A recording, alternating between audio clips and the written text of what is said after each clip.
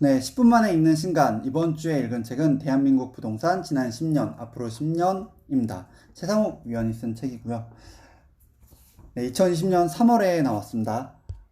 그 책 소개할 때 늘 드리는 말씀인데, 그 책 한 권 값이 커피 두 잔 값 정도밖에 안 돼요. 그래서 특정 분야의 전문가와 이야기 나누면서 그 사람의 노하우를 배운다고 생각하면 절대 아깝지 않은 돈이다. 그래서 책은 구입해서, 좋은 책은 구입해서 읽자라는 말씀을 드리고 싶습니다.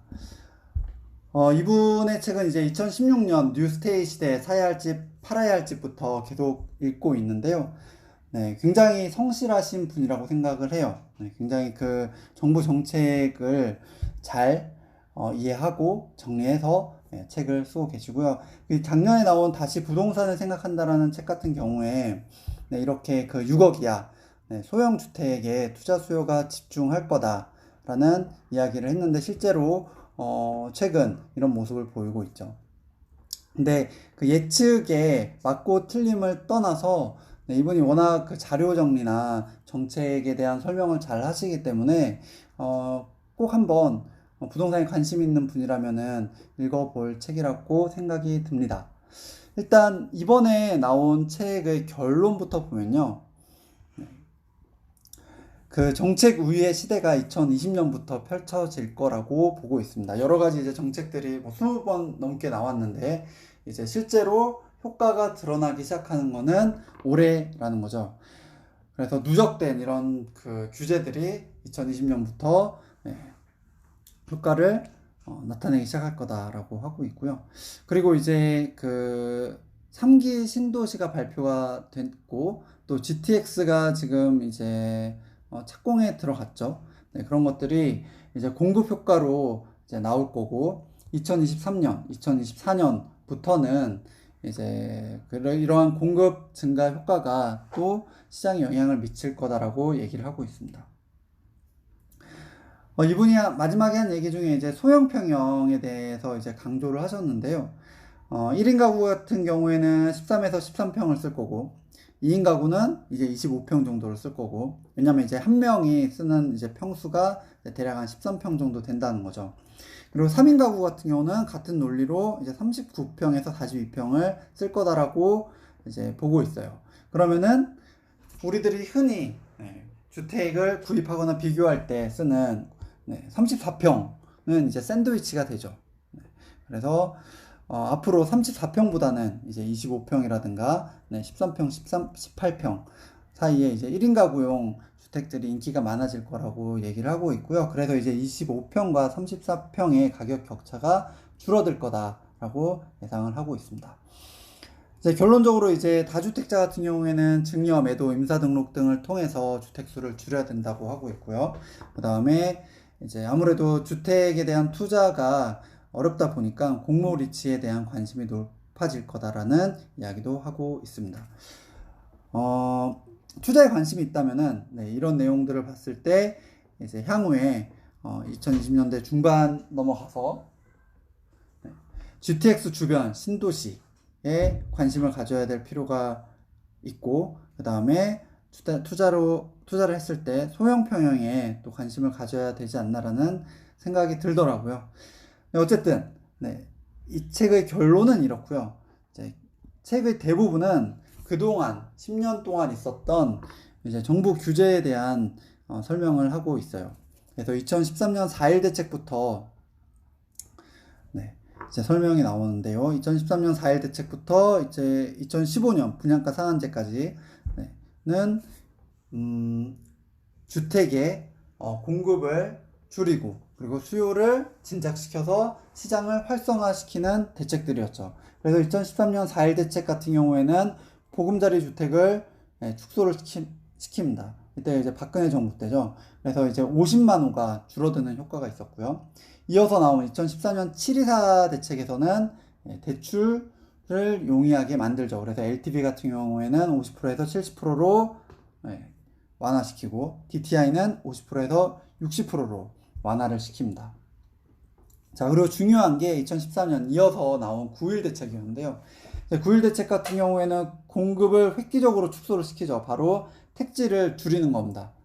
개발할 수 있는 택지를 줄여서 이제 공급이 안 되게 하는 건데요. 이게 그 재건축이나 재개발보다 택지 개발을 해야 실질적으로 공급이 굉장히 많이 늘어나는 효과가 있거든요. 그런데 이렇게 이제 택지 개발 촉진법을 폐지한다든가 또는 LH가 신규 택지 지정을 안 한다든가 이런 이제 정책들이 공급을 굉장히 많이 줄이는 효과를 가져온 거죠. 그 다음에 수요도 이제 늘어나게 되는데요.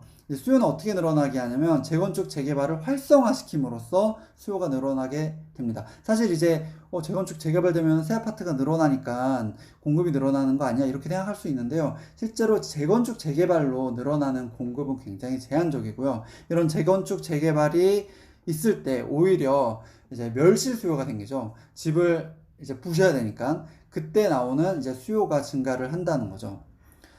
그리고 이제 분양가 상한제도 자율화가 돼서 2015년이죠. 그래서 이런 재건축, 재개발이 활성화가 됐다는 이야기입니다. 그래서 결론적으로 이런 규제들이 누적이 돼서 2016년 이후에는 시장이 이제 반등을 하게 되는 배경이 됐다는 거죠. 자, 이제 정권이 바뀌면서 이제 문재인 정부가 들어서는데요. 이제 2016년 11.3 대책이 나오죠. 이제 당시 2016년에 저도 이제 기억이 나는데요.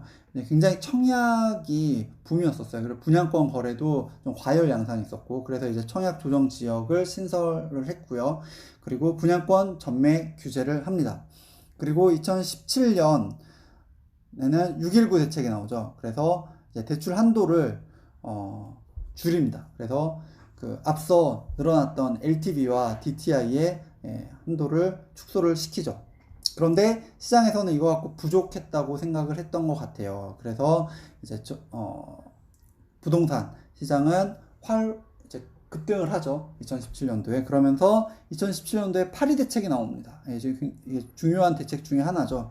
그러면서 2017년 파리 대책에는 뭐 다주택자 양도세 중과 뭐 주담대 같은 경우에는 이제 건별해서 세대당 한 건으로 이제 강화를 하고요. 뭐 이런 대책들이 있는데 중요한 거는 이제 재초안, 재건축 초과이익 환수, 가 발표가 되고요. 그 다음에 LTV를 40%로 줄이죠. 그러면서 이제 대출 대신 사람들이 전세를 이용해서 그 투자를 하게 되는 계기가 되고요. 실제로 이걸로 인해서 실수요자들의 갭 투자가 늘어나는 배경이 됩니다. 그리고 청약 가점제를 도입을 하죠. 그래서 그 34평 이하 같은 경우에는 100% 청약 가점제를 쓰게 했고요. 그래서 이제 30대, 40대들 같은 경우에 아무래도 가점이 낮다 보니까 청약이 불가했고 또 이런 수요가 전세를 이용해서 갭 투자를 하게 되는 계기가 되죠. 그 다음에 이제 2017년 9월 29일에는 요즘에 굉장히 이슈죠. 자금 조달 계획서가 등장을 했고요. 그리고 2017년 12월에 임대주택 등록 활성화 방안이 나옵니다. 그 최상욱 의원은 이게 이제 정부의 실수라고 얘기를 하고 있어요. 왜냐하면 이 활성화 방안으로 인해서 다주택자들이 이제 주택을 많이 사게 되죠. 장기 보유 특별 공제 혜택이 있다 보니까 양도세에 대한 부담이 확 줄었거든요. 자, 이어서 2018년 9월 13일에는 이런 다주택자들의 그 매수세가 워낙 세다 보니까 규제를 하기 위해서 보유세를 늘리는 정책이 나옵니다. 그리고 2019년에는 분양가 상한제가 다시 또 도입이 되죠. 민간주택에 대해서. 그러면서 이제 재건축, 재개발에 대한 규제가 또 한 번 강화가 되죠. 그럼에도 불구하고 부동산 시장은 계속 급등을 하죠. 그래서 12.16 대책이 나옵니다. 요거는 이제 얼마 전에 나온 대책이죠. 굉장히 강력한 대책이었어요. 그래서 주택담보대출 같은 경우에 9억을 넘어가면은 이제 주택담보대출이 줄어들고 그다음에 15억이 넘는 주택은 아예 빵이죠. 안 되게 했습니다. 그리고 이제 장특공 같은 경우에도 이제 거주 요건을 추가를 했고요. 전세대출 같은 경우에도 이제 손을 보기 시작해요. 그래서 9억 초과하는 주택을 구입하거나 보유하고 있으면은, 예, 그, 전세대출이 나오지 않게 하죠. 그래서 실수요자들의, 갭 투자를 규제를 합니다. 그리고, 종부세를 다시 한번, 네, 이제 손을 봐서, 강화를 하죠. 그래서 다주택자들의 갭 투자를 또 이제 규제를 하고요. 네, 그 다음날 나온 공시가격 현실화 방안이 있는데 이것도 마찬가지로 이제 종부세, 보유세에 대한 부담을 이제 강화를 한 거죠. 어쨌든 네, 굉장히 이제 복잡한데 2016년부터 2019년 그리고 최근에 나온 2020년까지 수많은 규제들이 나왔어요. 네, 다시 한번 최근의 결론 부분을 가면요. 이렇게 나온 최근에 몇 년 동안의 이제 규제들이 올해부터는 이제 효과를 나타내기 시작할 거다라는 게 이제 최상욱 의원의 의견입니다. 어쨌든 굉장히 좋은 책이에요. 그 수년간의 10년 동안의 정부 정책들을 일목요연하게 정리를 해놨기 때문에 부동산에 관심이 있는 분이라면은 꼭 한번 일독해 보시기를 추천합니다.